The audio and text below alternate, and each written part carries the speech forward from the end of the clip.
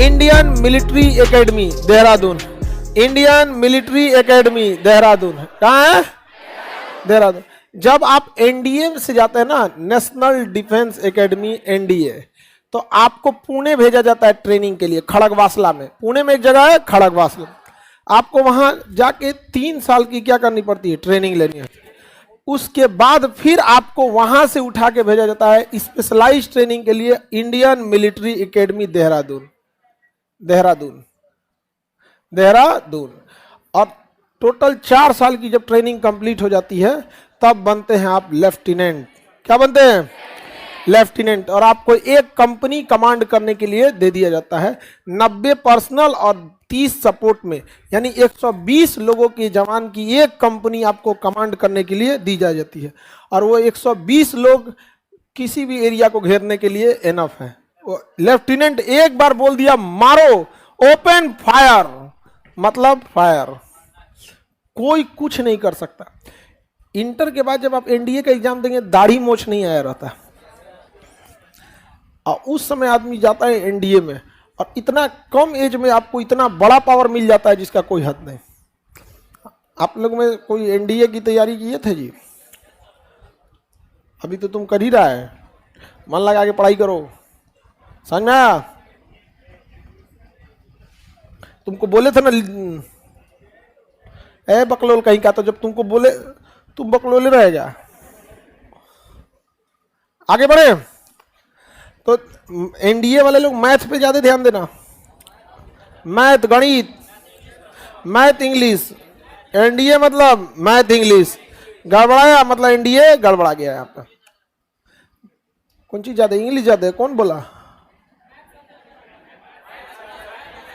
कौन बोल दिया इंग्लिश ज्यादा है? बकलोल कहीं का।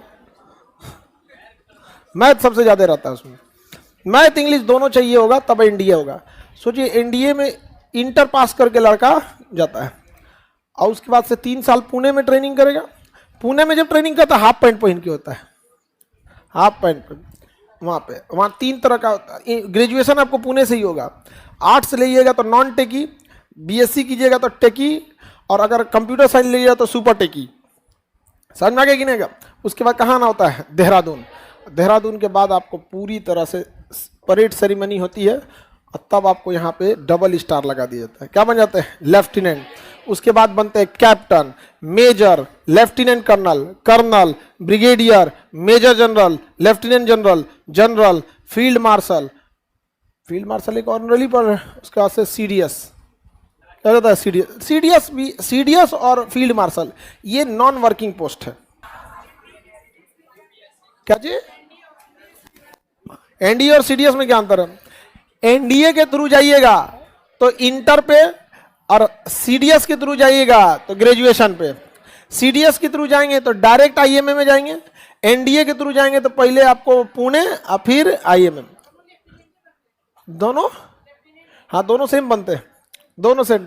लेकिन एनडीए वाले के प्रमोशन का चांसेस ज्यादा रहता है, क्योंकि जो सीडीएस वाले होते हैं ना, मेजर जनरल जाते जाते लेफ्टिनेंट जनरल तक ही रुक जाता है। लेकिन जितने जनरल बने ना सब 99% एनडीए के थ्रू गए, चाहे वो एयरफोर्स हो, नेवी हो, आर्मी हो।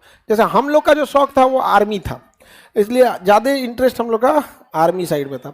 हम लोग के साथ एक था एयरफोर्स, उसका था एयरफोर्स में, वो चला गया एयरफोर्स में, अभी एयरफोर्स में। जब हम लोग तैयारी करते थे ना, तो उस समय S-400 मिसाइल सिस्टम नहीं था।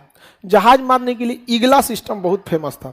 अभी यूक्रेन में भी ईगला ही यूज होता है, मैनपोर्ट ईगला, मार के गिरा देते हैं जहाज, वो कंधे पे लगा होता है, ऐसे जहाज मार देते हैं।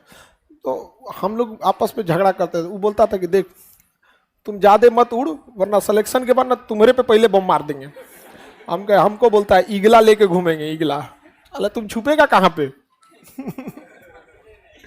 उस समय राफेल खरीदा नहीं गया था, नेगोशिएशन की चर्चा हो रही थी, मोलाई किया जा रहा था, इतना कम कीजिए होता इंसान।